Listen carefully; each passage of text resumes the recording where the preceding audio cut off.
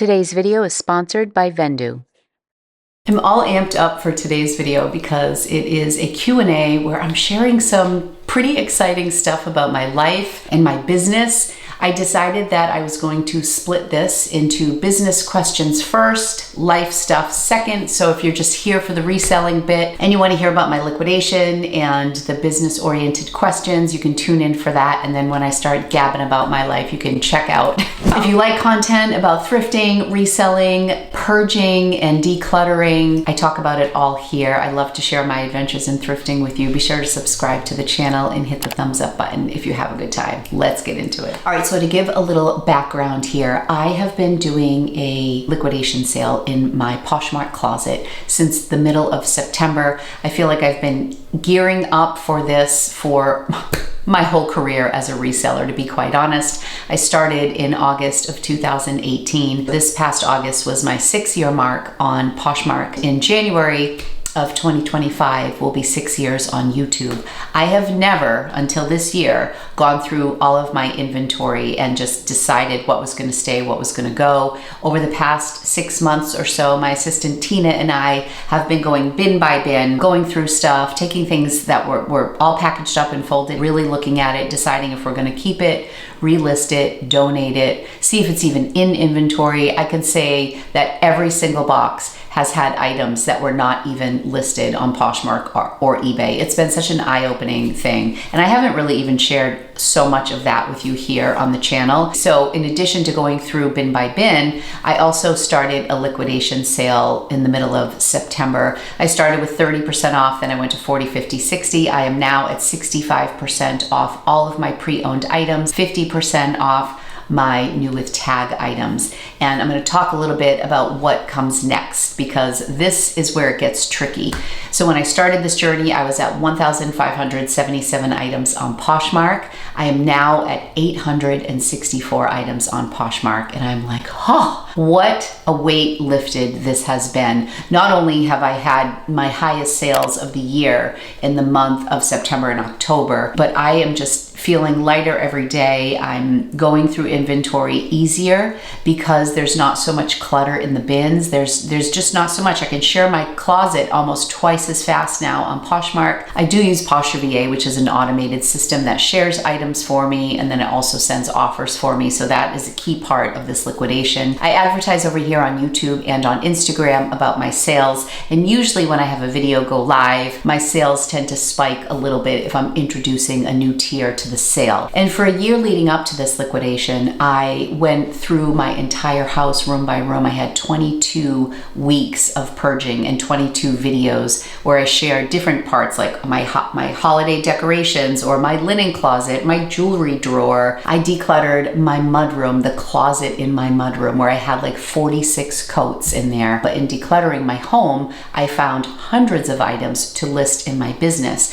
I was also attempting to declutter my business at the same time, but what happened was every time I would make headway in decluttering something from my business, I would declutter a room and add like 30 new items to my closet. So I really couldn't get ahead until this year. So I just wanted to give you some of that background information if you're just tuning in, because there are questions about my sale and my liquidation. Okay, I have a couple questions that have addressed the same thing. The items that I'm left with, I have 864 items. I am offering all my pre-owned items at 65% off now. People are curious. If they're not selling at 65%, are they sellable items? Like, where do you go from here? Are they worth selling if nobody's buying them at 65% off? So I will read you the actual questions. So Molly's Favorites asked, are you concerned you are left with unsellable pieces if they didn't sell at 65% off? And then part 2 of her question is, how will you clear them out going forward? And then Brooke asked, has this sale made you think about changing your model and selling for big discounts always? And then she wrote, because it seems to result in huge sales and profits. So I'm going to try to address all of these. So I'm just going to read you all of the questions. You'll be left with only items nobody values enough to buy. Will you keep them listed? Styled by Tay asked, what will be your new sourcing strategy? How many items will you list weekly? Okay, first off, the 864 items that are left. are they worth anything? In my opinion, many of them are still valuable items, and I say that with confidence. Some of them I should definitely donate, but a lot of these items I still feel pretty confident about. Now, of those 864 items, I would say about 200 are new with tag items. Those I'm only listing right now for 50% off. I don't know that I will go lower on many of those items. So the first thing that I want to do now that I am under 900 items, I just feel like anything before seemed so overwhelming to tackle when I was looking at 1,500 plus items in my Poshmark closet. Now that I'm under 900, I feel like I can filter through things quickly. When we're going through the bins week by week, like I was saying, we're getting through more bins in one sitting because there's not so much in there, because, you know, I'm almost at half of what I started with. One of the things I have noticed is that when Tina and I are going through the bins, I'm always delisting and relisting items. So sometimes we'll find things and they were only listed on Poshmark because I was really just primarily a Poshmark seller for probably half of my reselling journey. And now I am about 50-50. I think it's very even, but I'm still finding stragglers that are only listed on Poshmark and not on eBay. I'm also finding old listings from like 2020 and 2019 that don't have good descriptive words. I don't like the title, the size or style isn't in my title or description. So I'm sprucing them up, I'm cleaning them up in Vendoo, and then I am delisting and relisting those items. And what I'm finding is that some of the items, when they get delisted and relisted, and this is kind of an old hack in the reseller community, those items are selling faster. Most of these platforms favor new items in the algorithm. I don't know if anybody can like prove that scientifically, but if you're listing items, they tend to be seen by more eyes on the platform. Poshmark and eBay. And even with Poshmark, even though it is a sharing system, so I'm still sharing those items from 2018, I still think they're suppressed in the search somehow. So when you're listing a new item, I think it's more likely to sell. And not only that, I'm also tweaking these items. They may be more searchable. Maybe I just didn't have a keyword in the title or in the description so people couldn't find it before. Now they can. So I'm finding that a lot of the items, whether they're new or old, meaning whether I bought them in August of 2024 or August of 2018, some of those items are selling faster just because they've been delisted and relisted. So my very first plan, and I'm going to start implementing this tomorrow, is I'm going to delist and relist all 864 items in my closet, all of them, because I just want them to have a fresh start. I have seen resellers do this with their whole inventory, and I've always been intrigued by this idea, and I've always been too overwhelmed to do it. Now that I'm under 900 items, I just think this is going to be much easier to do, and then I will have a better idea if these things are going to sell or not. So I'm going to give myself a week to 2 weeks to delist and relist everything in my closet and just see what happens. I'm still gonna allow for the 65% off pre-owned items, 50% off new with tag items, but I just wanna see if delisting and relisting will just boost me in the algorithm, and I just wanna see what it does to my sales. Also, when I'm delisting and relisting, I am going to be cross-listing over to Whatnot. Vendoo is a cross-listing service that I know you've all heard me talk about quite frequently. They allow you to cross-post your item to multiple marketplaces, including eBay, Poshmark, Mercari, Etsy, Depop is a big one, and Shopify is my website. I can also cross-post to Shopify, and Whatnot is in beta. Whatnot is a live selling platform, and you can sell your items either live auction style, but they really enhance their marketplace listings. So you can just cross-post things over to Whatnot, and they just live there like they would on eBay or Poshmark, and they have a lot more buyers. When Whatnot first started, they struggled with too many sellers, not enough buyers. They've really grown their market quite a bit. I am planning to put all of my items over on Whatnot, and I'm going to do them at a discounted price. I don't know that I'll list them at 65% off, but I think I'm going to do probably 50% off all of my pre-owned items on Whatnot in the marketplace, not as live auctions. But I'm so excited that Vendoo offers Whatnot as part of their cross-listing platform. Since I'm talking so much about delisting and relisting, this is one of the features I absolutely love about Vendoo, and I misspoke in my last Vendoo mention, so thank you to everybody who messaged me. I said that it was an add-on feature, meaning it cost more than your monthly plan. It is part of their general features. If you sign up for Vendoo, you just get the delist and relist feature, which is one of my favorite things, because when you delist and relist your items, it is being seen as a brand new item. This is great for part-time sellers who may not have new items coming into their closet every week, but they want to keep their closet fresh. You can delist and relist, and Poshmark thinks you're listing new items, and they are going to keep pushing that in the algorithm. So I think that is one of the best features of Vendoo, and I rely on it so much. Vendoo also has the new send offer feature. You can send offers to people now on Vendoo with Mercari, Depop, eBay, and Poshmark. So there's 4 platforms that have that available to you. The amount of things you can do with your business in Vendoo are just growing by the month. If you want to give Vendoo a try, click the link in my description. You'll save 25% off your first month of service. You're gonna love them. I've always said the more eyes you have on your products, the more likely they are to sell, which is why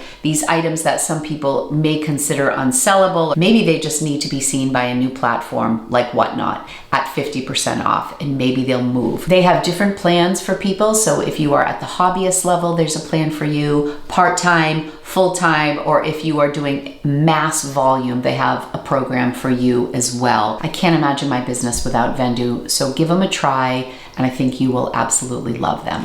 The week before Thanksgiving and all that week, I'm going to start doing my bundle sales. And actually, if you guys wanted to try the bundle sales now, I would probably honor them. I counted all of my items, and I was trying to see like what price range I had most of my items in. I have 220 items that are priced above $50, and that includes new and pre-owned. I didn't separate it out between those two categories, but 220 items are above $50 in my Poshmark closet, which means 644 items are under $50. So what I'm gonna do for the bundle sale is I'm going to do a 3 for $33 sale. The problem that I'm running into is if I start going to 70 and 80% off, I'm gonna have a bunch of like $6, $7, $10 sales. And at that point, I just don't think it's worth it for me. I'm paying Tina to list items and to help with shipping. I source everything, I steam everything, we measure our items. I really feel like we do a lot with each listing. We're good with packaging. Every item gets individually wrapped when we ship it. I put a lot of love into my business, and I just feel that when I start selling things for under $10, it's just not going to be worth the time and energy and money for me to continue on that way.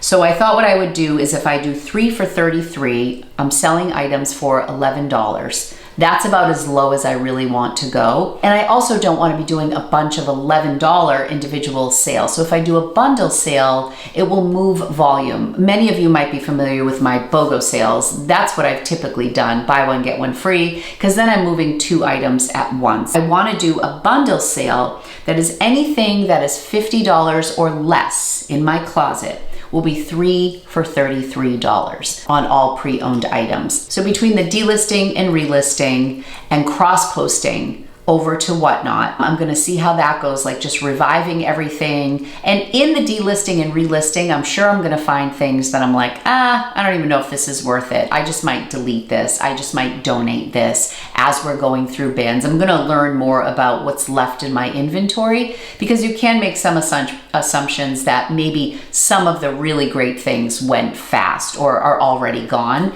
So I'm gonna just take a hard look at everything as I individually delist and relist, see how the listings look.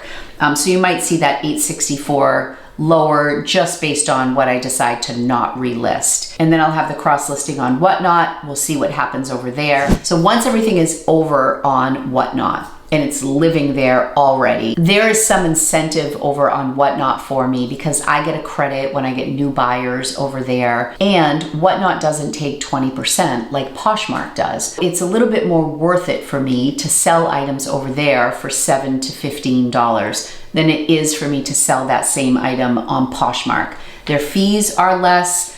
Their bonuses are better. So like new buyers are going to save on shipping. I need to double check that. And then if people are using my code and purchasing on Whatnot for the first time, they'll get a credit to buy, which will incentivize them to buy. And then I'm going to get a little bit of an affiliate kickback. So it's just more profitable for me on Whatnot when I'm selling things that low. Once I start selling things for $8 and $9 on Poshmark, it's not worth it for me anymore. And then number 5 is I'm just going to donate stuff. At some point, we're just gonna have to call it and donate items. And I'm hoping to have all of this done by Christmas. In delisting and relisting, if there are items that I see in there that to me are still valuable, even though they haven't sold yet. Some of the more expensive items are harder to sell because they're more specific items, they're more expensive, they're more luxurious, and they're waiting for the right buyer, and I'm willing to wait on a handful of those items. It may just be 50 items that I end up delisting and they're not gonna be relisted. So if there's anything in my closet that you have been on the fence about, it is the time to buy, because some of those items, some of the nice luxe items may be deleted and not relisted until I'm ready to like emerge with my new business. So my plan moving forward, delist and relist everything, all my 864 items, also cross-post to Whatnot and list those in the marketplace for about 50% off what they're asking for right now on Poshmark. I'm going to offer a bundle sale. Any items in my closet that are pre-owned, $50 or less, 3 items for $33. Then, once I'm left with whatever I'm left with, I'm going to go over to Whatnot and do some live sales over on Whatnot. We're just gonna roll the dice and see how things go over there. Because of the incentives in place for the buyer and the seller on Whatnot, it's more profitable for me to sell over there when items get lower. And lastly, I'm going to donate. And then during all of this, I'll be delisting items I value that I don't want to be discounted any further, and I'm gonna wait to relist them maybe in the new year, maybe after Christmas, whenever I kind of emerge with my new store. During all of this, however, I will still be shopping. One of the questions that was asked is, am I going to change my strategy for selling? One of the things that I really love doing during my liquidation is when I go out and buy new things, when I go do a haul and I come home, I've been really pricing items to sell, not trying to get top dollar for items, just looking at what I paid for them, making sure there's enough profit in it for me to win a little, for me to be able to pay Tina for what she does, and for you to get a good price.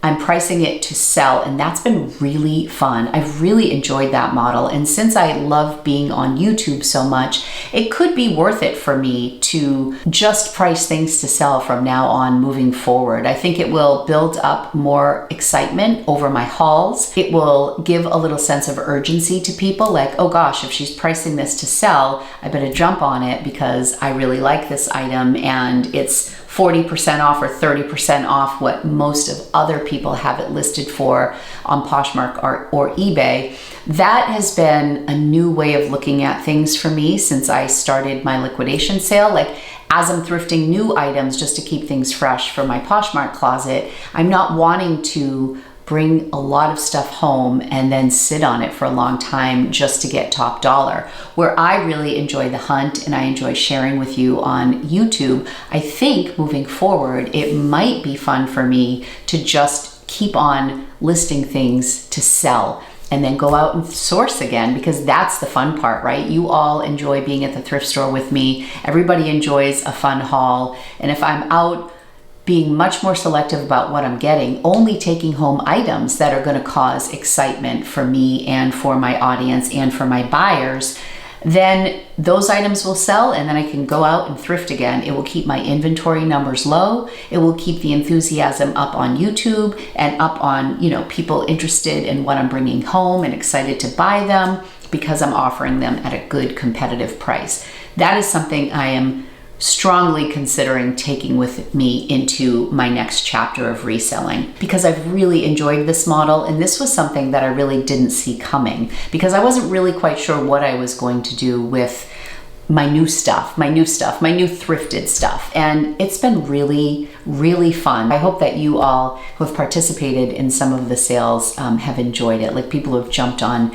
really good prices. It's been exciting for me too as well. Styled by Tay, in addition to asking what my sourcing strategy will be, she asked, how many items will you list weekly? So in summary, sourcing strategy, only bring home items that are really exciting to me. Usually what I've been doing now is even if I fill my cart with stuff, right before I go to the register, I pick 2 or 3 items that I'm like, you know what? I don't need this. I don't need to take this home with me, and I leave things behind. It's almost the same idea as when you go out and you get dressed and you put on all sorts of accessories. Maybe you have a belt, maybe you have a bracelet, some big earrings, and a blazer, and then you look at yourself and you take off one item just to simplify. That's kind of what I've been doing at the checkout at the thrift stores. I've just been picking a few items and leaving them behind, and that's been great. She also asked, how many items will you list weekly? I've never been super structured about listing a certain amount weekly. It probably would be very good for my business, but I have not been excellent about that. And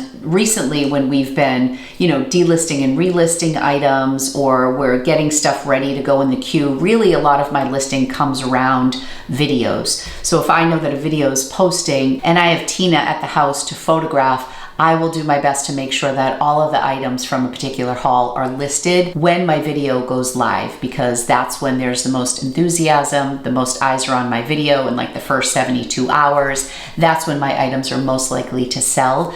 So I try to get them up, because I feel like what happens is if I don't get them up right away, they end up kind of sitting in my drafts for a while, and I don't want to let that get so out of control. As it is right now, I do have several items in my draft, a lot of American Girl items that need to go live over on eBay, because I'm not including that in my Poshmark sale or in my Poshmark numbers, because that's all my own stuff from when I worked at American Girl. That's kind of a separate thing. I'm really trying to reduce volume in my inventory because we are replacing our rug. That was what motivated me to do this liquidation. We have to replace the rug. We're cleaning up the basement, and I don't want to bring all that inventory back into the house. Once we get a brand new rug, I want it to be clean downstairs.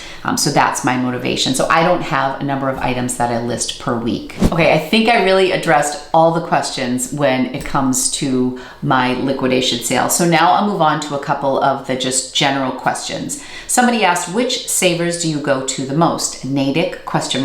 Natick is about 30 minutes from my home. It is not the one that I go to the most. I go to the one that is closest to me, which I don't always share the location. A lot of you have seen me there, or a lot of you have an idea of where that is, but it's about 15 minutes from my house, and it's not 30 minutes. The Natick location I don't get to very often, but I do enjoy shopping at the Natick location when I can get there. But there's one closer to my home that I shop at more frequently. Okay, sorry, the sun is coming down and my ring lights are in my face. When I edit this video, I just might crop from here up because that's driving me crazy. Sarah asks, best advice for part-time resellers who do this as a side hustle. Thanks. I have had similar advice for part-timers or new people for a long time. And that is, start with your own inventory.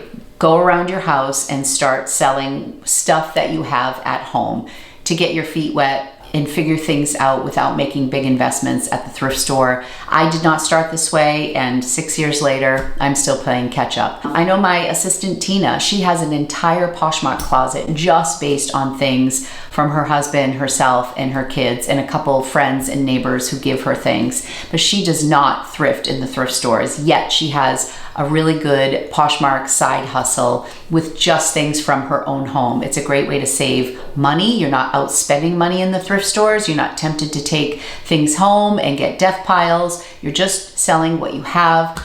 I think that is a great way to do this as a side hustle if this is not your main source of income. I think it's really good to get a separate credit card for your business if you are going to be investing in your business, and maybe as a part-time person, you're going to go beyond your own things. When you have a credit card, it is really easy to separate what you're buying for your business and what is personal. That saved us so much time and aggravation, mostly my husband, who is my accountant. You'd be surprised. I think it took me 2-3 years before I got a separate credit card for my business. And I was like deep into this, and I should have done it at the very beginning. I also think do your research. I get a lot of DMs from people that will say, "Hi Lori, you know, I found this at the thrift store. Is it worth any money?" And sometimes I have no idea if an item somebody found is worth money. The more research that you do, the better. Like Google is an amazing thing. You know, you Google Lens an item. I learned so much from Google Lens on my phone. You can take a picture of an item and Google will bring up matches for it. It's really good with like things that have patterns, like Lily Pulitzer patterns. I have no idea what they are. And then I'll Google Lens it and I can see if it's a rare pattern or not. I just think digging in and doing your own work is really helpful. And you learn from your own research, you learn from mistakes. I do think YouTube videos are helpful, but doing your own research will go a long way. If you're curious what things are selling for, Google search it or go into eBay and then filter to solds and look at what they're actually selling for, because what people list things for is very different than what they sell things for. But I think looking at solds is really helpful. I think it's also important to create a budget and have an idea of how much money you want to make as a part-time reseller. If you're trying to make $500 a month as a reseller part-time, what do you need to do? Like, how many items do you need to list? How many items do you need to sell and at what price point? Part-time is different for a lot of people. What people want to make every month is different. It's very individual. So figure out what you want to make and then you can back into some of the parameters and the goals you should have for yourself for listing, selling, budget, all that sort of stuff. And I find that to be really helpful. I used to do closet coaching. That would be the question I would ask people, like, what is the average selling price in your closet? Get that number. What is your average cost of goods? Get that number. Okay, so based on that information, you know it's bad when the battery dies and you're only halfway through the video. So I'm going to wrap this up with the business side of things. So for part-time people, I think it's really important to set a goal for how much you want to make. Figure out what your average cost of goods is. Figure out what your average selling price is, and then determine how many items you have to list and sell to hit your goals. You kind of have some sort of idea of, you know, if I list this many things, if I buy this many things, if I share my closet this many times, this is what I can expect. And your history is the best to predict what is going to happen in the future. So if you want things to change and you typically list 10 items a week, maybe you have to list 20 items a week. You can do the math based on your current activity. I hope that helps. KJ Bent, this is the last business question, I believe, asked, can you do a video on shipping? I'm trying to get more into eBay, but the shipping, like, yeah, it can be confusing. I hate to say this, but I'm probably not going to do a video about eBay shipping because I am not very good about it. I don't think I have the best habits with eBay. I think there are other people who do eBay so much better than me, and I would not want to share my bad eBay habits with you. I mean that really sincerely. So what I'll do, I don't know who I'm going to recommend. My friend Heidi comes to mind because she is fantastic on eBay and she has tried very hard with me to give me tutorials to be a better eBay seller. Promoted listings, there's so much that goes into eBay. I will try to find some good eBay shipping videos and put them in the description because I just don't think I'm your girl for that, and I don't like to share with you things that I don't feel like I'm worthy of sharing. Don't be afraid though, it's not that bad. I usually say, so here's some shipping advice for eBay. If you're worried about shipping, start with items that weigh under a pound. Then you can always do ground advantage. You can even do over a pound ground advantage now, which is a fun new eBay thing. But if you're worried about it, maybe start with things that can't break, or start with things that are under a pound so you can charge like, you know, $5 or $6 for shipping, or maybe start with like one category and then go from there. Just, I would say start small, dip your toes in the water, and then maybe once you start selling more and more on eBay, it will be less intimidating. Like one of our things is we use the Tyvek envelopes for Poshmark, and we don't use them for eBay as much because I'm not shipping a lot of lightweight things priority. I'm not shipping any lightweight things priority for eBay. Sometimes it's just a matter of paying attention and being like, oh, this is an eBay sale. You know, this can't go in a Tyvek priority mailer. That has to go into one of my poly mailers. But don't be afraid, you can do it. I just don't think I'm the best. I probably wouldn't do a standalone shipping video. Okay, I think that is it for business stuff. So let's shift gears and talk about life stuff. I'm going to share my big news at the end so I can go through some of these questions a little bit quicker. Sherry asks, how do you like being an empty nester? We're doing pretty well as empty nesters. I have done much better as an empty nester than I ever anticipated that I would. I was a stay-at-home mom for 20 years. I started my reselling business when I was 45 years old. My son, Rocco, graduated from high school in 2022. So I guess Rocco was like in middle school when I started my reselling business. And I was very involved in the kids' life. I was a dance mom. I worked at my daughter's dance studio for many years. We did the competitions. That was my whole social circle. And then my daughter quit dancing when she was a junior in high school, and I was devastated. It was a real hard time for me, and it was a hard time for my daughter and I, because I felt like I definitely wanted it more than she did, and I had to check my own boundaries. And then I started reselling. It was really great for me. It was great for my relationship with my daughter. Now I have this whole separate life, and now the kids are grown and off, and I'm going to talk about one of the really exciting things about empty nest life at the end of this video. So I'm doing okay. I think it's been fun. I've enjoyed this phase of my life. I like having freedom. I feel like I'm busier than ever between running 2 YouTube channels and my reselling business, and I try to travel with my husband as much as I can, which is a huge benefit of being an empty nester. Lumpy keeps me home a lot. That's the one thing that some people might not enjoy, is having a dog as an empty nester. I can't imagine life without Lumpy. I think Jay could imagine life without a dog and just the freedom that that gives us, but I wouldn't trade Lumpy for the world. So he's probably the only thing that, you know, keeps me tethered to the house, but he's so much fun. And I really enjoy my adult children. It's just different. I get to interact with them in different ways. My son Anthony lives in Hoboken, so we visit New York City. It's a lot of fun to see the world through their eyes, and if you give your kids the freedom to be independent and do what they're passionate about, it's pretty exciting, because you get to go on all these adventures with your kids based on things that they love sometimes. Super Chick 1997 asks, can I ask about Angelina's Spain program? Sounds amazing. I'd love it for my daughter. So my daughter studied abroad in Barcelona her junior year in college, and she fell in love with Spain. She fell in love with Europe and the culture and the pace, everything. So she said, I would really like to go back. So then she graduated from Penn State May of this year and applied for a program to teach English in Madrid. And she really wasn't sure if she was going to get accepted. She also spent the summer living on Nantucket Island and worked at one of the country clubs, or one of the places there, as a server. She broke her ankle and came home early.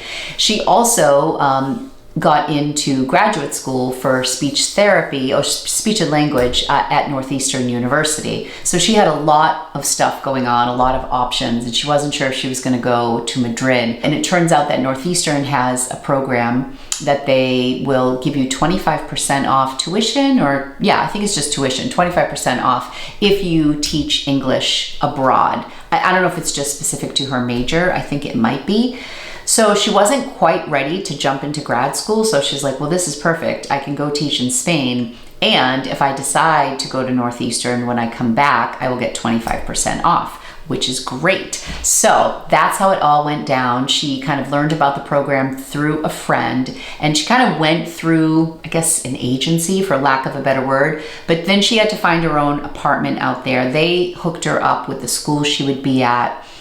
She started teaching October 1st. She teaches in a middle school. She, in her own words, has never been happier in her entire life. And I can't ask for more than that, right? I'm getting emotional thinking about Ange. Oh, the tears always come at the strangest times to me when I least expect it.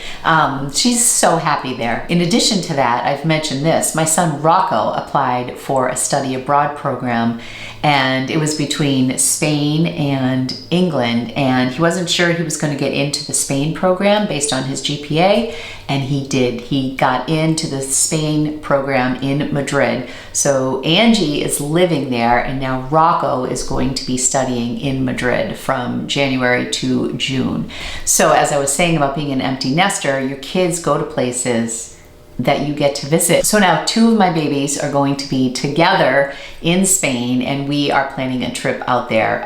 Jay has to go to Germany before the end of the year, and he may take a weekend trip over to see Angelina, but we are trying to coordinate with our oldest son to maybe go either in February or May and make it a big family trip out to see Angelina and Rocco. So she's loving life. She has fantastic roommates. She's not making a ton of money. It's a stipend thing where she's getting a certain amount. She had to get a work visa. That was stressful leading up to her departure. But I'll tell you, she has grown up so much. She can do anything. Some of the stories she tells me, I'm glad she tells me about it after the fact. Or I'll open up her Instagram and she'll be in Mallorca for the weekend, and she's just honestly living her best life, and I could not be happier for her. She says sometimes she doesn't know if she's gonna come home, which that's her decision. I hope she comes home to the States, but I don't know. She said maybe she'll teach another year. She deferred her acceptance at Northeastern. I don't know how long she can defer it. I don't know if she's gonna end up at Northeastern. She is really, really happy in Madrid, and I cannot wait to see her, lay eyes on her. She'll be home for Christmas, so we'll all be together, so I can't wait to see her. If I have the opportunity to jump on a flight, if I can find a cheap flight and I can fly to Madrid for even 2 days, I would do it just to see her, and I would be totally jet lagged and just happy to hang out with her for a little bit. My daughter's best friend, Ashley, from home said, "How did you do that to your eye?" So I had a corneal abrasion on my eye. I scratched it, and it was bothering me last Friday. I was sneezing all day. I thought, do I suddenly have allergies that I've never had? My eye was watering a lot. I took my contact lens out. I don't know what happened, but it made it worse. I ended up at the emergency room at Mass Eye and Ear in Boston for 8 hours last Saturday, and I did have a corneal abrasion. They gave me 2 medications. One of the medications that was an eye drop was irritating my eye. I didn't realize it was from the medication, but for the first 4 days, my eye was watering, it was red, it was puffy, which is why I didn't put a video out last week, because I was mostly couldn't look into light. And finally, I stopped using that. I just used the erythromycin, and that's worked so well without the other eye drop. Now my eye's all better. This is the first day in 7 days that I put my contact lenses in and wore makeup, so I feel like myself again. I'm probably gonna take it out right after I shoot this video because I don't wanna tempt fate as it's still healing. But the doctor said 1 week without contact, so I followed doctor's orders. Okay, next question. Groovy Mom of 3 asks, read anything good lately? Great question. I've been reading more lately and having so much fun with it. So I went through this phase where I was really into Jane Austen. I got a Jane Austen fountain pen, and that's what sparked my interest in reading Jane Austen. And so I read Pride and Prejudice, and I absolutely loved it. And then I started Persuasion, and I absolutely did not love it. I don't know if I just needed a break. I went right into it afterwards. So I put Persuasion down. But then my husband and I started to listen to Jane Eyre on audio by Charlotte Bronte, and oh my goodness, I have to say probably top 3 books I've ever read.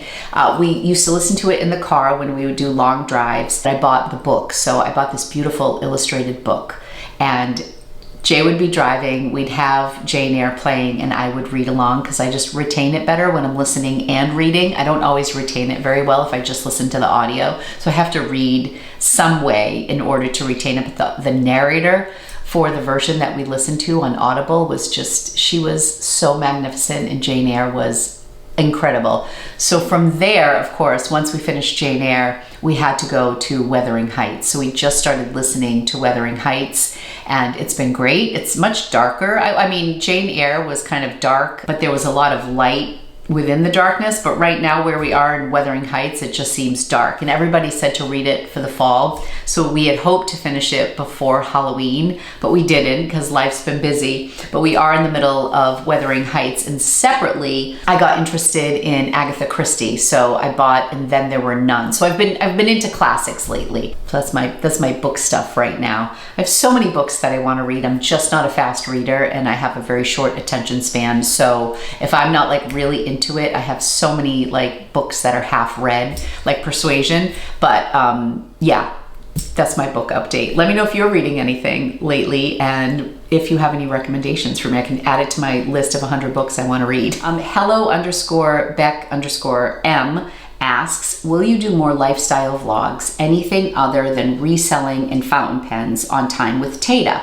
Yes, and that brings me to my big announcement. We have an accepted offer on a condo in Boston, and I am so freaking excited about it. I could burst. The offer's been accepted. However, it was contingent on the homeowners association, the board, approving Sir Lumpy as a resident in this location.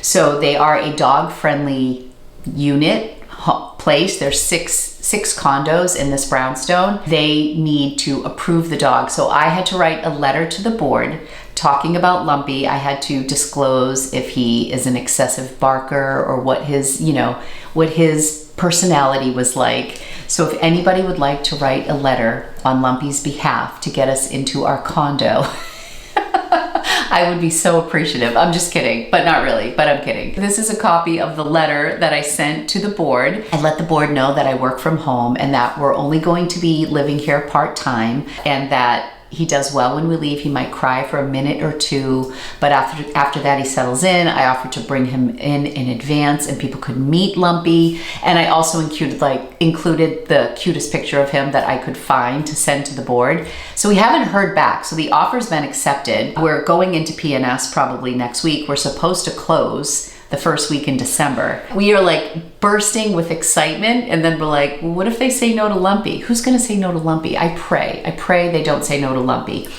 So let me tell you a little bit about this. So my husband Jay has been working in Boston for over 25 years, since before Anthony was born. And he's been commuting for over 25 years. And he used to go in 5 days a week, and then pandemic happened, and then he was home for several years, and slowly his office has gone back to the in-person model. So he is now in Boston 4 days a week, and the commute is just killing him at this stage of life. And he has mandatory retirement at 60. He's 52 years old. So we have 8 more years of him potentially staying at his job and working in Boston, which supports us. We live under 30 miles to Boston, but it takes him at least an hour and a half one way to get to work. And traffic's been worse and worse and worse, sometimes an hour and 45 minutes. And he just gets so discouraged on those days. And it was different when we had kids at home. It was worth the commute because then he would come home and we would have dinner with the kids and he'd be able to read him books and put him to bed, and it was all worth it. But now he comes home and it's just Lumpy and I,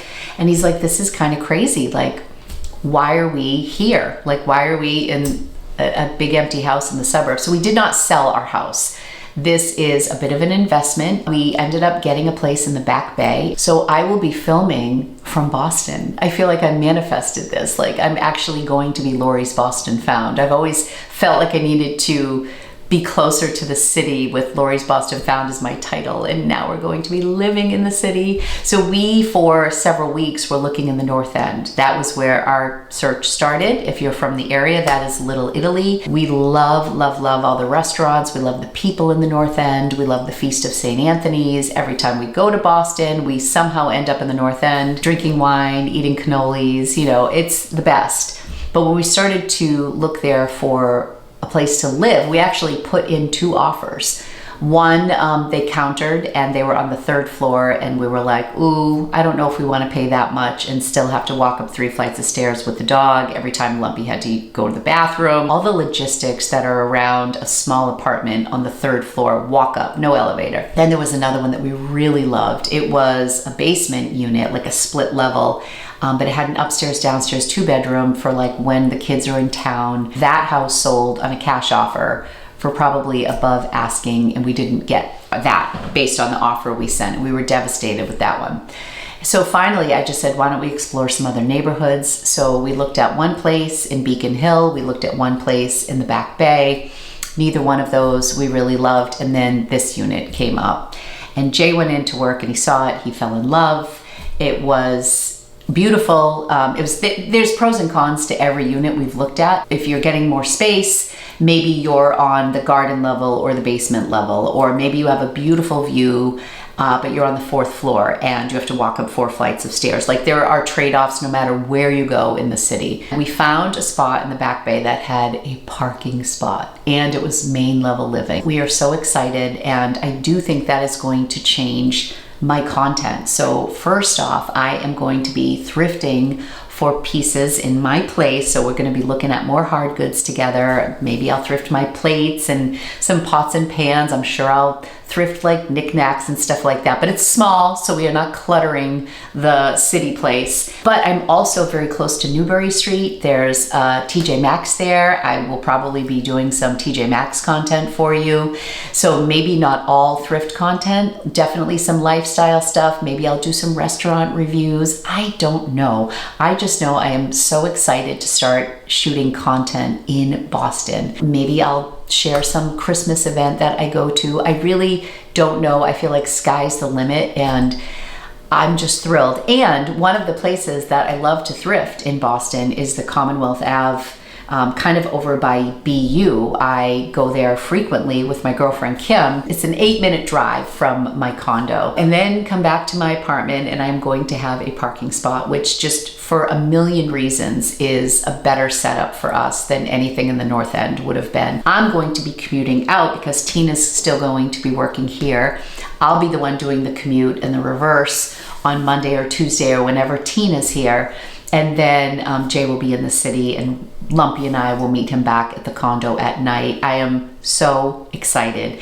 And honestly, I don't know what this is going to look like for Happy Holidays. Every year I do Happy Holidays. We're supposed to close that first week in December. Happy Holidays this year might be all Boston stuff. Maybe I'll do a haul for the stuff I buy for the apartment, or maybe I'll do a Christmas shopping haul. I don't know if all of my content is going to be about thrifting in Boston all the time, because there are so many lifestyle things that I want to cover, but it's not going to be on Time with Tata. I've decided that any Boston content is going to be here on Lori's Boston Found. So for those of you who don't know, I have a second channel called Time with Tata, which I'm thinking about changing the name to just Lori Tata over there. I just think it's nice to have my name, but I'm so excited to actually be living in Boston soon. And honestly, if this for some reason doesn't work out, we're just going to find another unit. Maybe we'll find a place and move in January or February, but we are definitely getting a place in Boston. It's just a matter of time. If this one works out, I will be thrilled. If it doesn't, we will move on and find something else. But prayers that Lumpy gets approved by the board, and we might be living there the first week in December. So this is definitely going to impact my content, given the amount of busyness between my sale and the move, and then the kids coming home for the holidays. Like, I don't even know which way is up right now, but I do know that I am committed to this channel, and I'm very excited. Let me know how you would feel about lifestyle stuff, if that's something you want to see, or if you're going to be disappointed if I do more content outside of thrifting. I mean, I did this in large part when I did my declutter series last year, because it was like one thrift video and then a decluttering video. And this year I've done a lot of videos where I'm just talking about my liquidation. So I think people here are familiar with me branching off a little bit, but I just feel like that content remains here. I feel like this is a good place for that content. I would also like to dip my toes a little more into styling stuff. I'm going to be like a 6-minute walk to Newbury Street, which has so many incredible shops, but they're expensive shops. But maybe we could do something fun, like I go in and find something I like at one of the higher end stores and then try to thrift something similar, like so we could have a high end and a budget thrifted look. I don't know, it could be really fun, but I feel like just living so close to so many shops there's going to be inevitably some stuff that's not around thrift content, but I still think it's going to be really fun, and it's going to be in Boston. So I can't wait. There's also bins in Boston. It's a drive for me, but because I have a parking space, I can drive to the bins and then drive back to my unit. I can do hauls. The natural lighting is really good in the unit. I'll give you a tour of the condo. I can do hauls there, but I'm not going to bring any of my shipping stuff to Boston. So even if I thrift in Boston or shop in Boston, do a haul from my Boston apartment, it will be coming back with me home to be like laundered and all that stuff. We do have a washer dryer outside of our unit that is shared for the whole building. That was another thing in one of the first unit we looked at. The washer dryer was in the basement and we were on the 3rd floor. There were just so many reasons why that wasn't going to work and why a place with parking is an absolute dream. I thought that was going to be the last thing that I was going to address, but then I've gotten so many questions about this, so I figured I would just share it with you. I have lost 29 pounds. I talked about it in my last video. I've gotten DMs from kind things like, Lori, you look healthy, I'm happy for you, to, are you sick? You look like you've lost weight. I mean, I am still overweight for the record, but people concerned about me, and then people just straight up asking, are you on Ozempic? Never talked to me before, never sent me a DM to say hello, just, are you on Ozempic? Which I think is funny. I am not on Ozempic, I am on Zepbound. So I am taking medicine. I've been taking Zepbound since May of this year. It has been life-changing for me. I'm not here to talk about diets, whether you should be on any of these medications, if it's good for you. I don't want judgment from anybody. I'm just letting you know because I think this has been a great thing for me. I had a lot of side effects in the beginning, mostly fatigue, muscle soreness, mostly fatigue. I was really exhausted. There's a lot of issues with digestion in the beginning, going one way or another. It's really leveled off, and I feel like I'm losing weight at a very, very healthy pace. I weighed 203 pounds. I've lost 29 pounds, so I'm far from sick. I still have a ways to go. I'm at like 173.8. I'm not quite at 173, which would be 30 pounds. So I would like to weigh about 150, 149 would be fantastic. So I am on this journey. I'm taking it very slow. They do start you at like 2.5, and then you go up to 5, 7.5, 10 is where I'm at right now, and I've been here for several months. You can go as high as 15, but I am staying where I am right now because I'm losing about a pound a week. Some weeks it's 2 pounds, some weeks I don't lose any. This has given me a whole new lease on life. I have more energy, I have less joint pain. It's just been fantastic. I also have Hashimoto's. I have a thyroid condition, which was one of the factors. I was considered obese and I had Hashimoto's. So that is kind of what qualified me for the medicine. There is also Ozempic, there's Wegovy, there are peptides, which I wouldn't recommend. I am under doctor's orders. I asked my primary care physician about it. She referred me to somebody. For those of you who are local, I go to Leahy Clinic Weight Loss Center or Wellness Center. I think Brigham and Women's has a program. They had a really long wait list. I am taking it very seriously. I meet with a doctor. We do virtual appointments, and then I do in-person appointments. I would not do this without the advisement of a doctor. My doctor is fantastic and encouraging. So I gave you all the stats. I told you how much I weigh. I tell you what I'm taking. I have no secrets with this because I think it's been really great for me. And it also is probably going to mean I am feeling more comfortable about how I look, and I'll probably be doing more try-on stuff. And I'm excited again to try clothes on, where I never really enjoyed doing that. I haven't enjoyed it for a long time. I've weighed this before on this channel. I've put on 30 pounds since before the pandemic. I'm trying to think of when I started to like really gain the weight. I don't know. I had started to gain weight before the pandemic, and then it just got worse afterwards. And so this has been fantastic. I also walk lumpy every day. I exercise regularly, mostly cardio, mostly casual walking. I'm not going to the gym.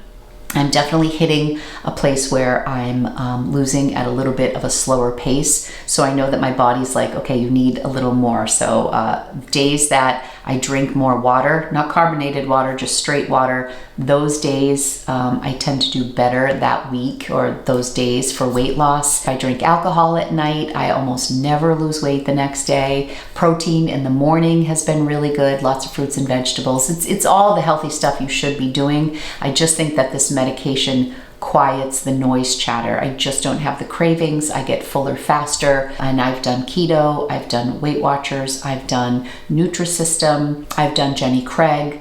I've tried to do it on my own. I've done the fast metabolism diet. I've tried so many things and just felt like I couldn't ever lose weight again. And so this has been like a gift. So I'm very grateful, and I guess that's where I'm going to end this video. We covered a lot today. I really hope that you were comfortable for this marathon Q&A. This is why I want to keep the personal stuff till the end, because maybe people here don't want to hear about, you know, Zepbound and a condo in Boston. They're just here for the reselling. So that's why I divided the video. I probably could have done it 2 separate videos, but that's all. The next video will be a haul. I picked up some awesome things at Savers last week, but I wanted to be able to list everything for you before it went live. So Tina will be here tomorrow. My Savers video will be out in a couple days. I'll give you new stats on all my sales and all that stuff that I love to share with the liquidation. Thank you again to everybody who sent in questions. Be sure to subscribe if you want to see more from me, if you want to see some content in the Back Bay of Boston and see how things go on my health journey, my reselling journey. There's a lot going on over here. Thank you so much for your support and your love through the years on this channel. Here's to the next adventure. Thank you guys so much for watching. I love you, and I'll be back soon with another video. Bye-bye. If you'd like to give Vendoo a try, click the link in my description. You'll save 25% off your first month of service.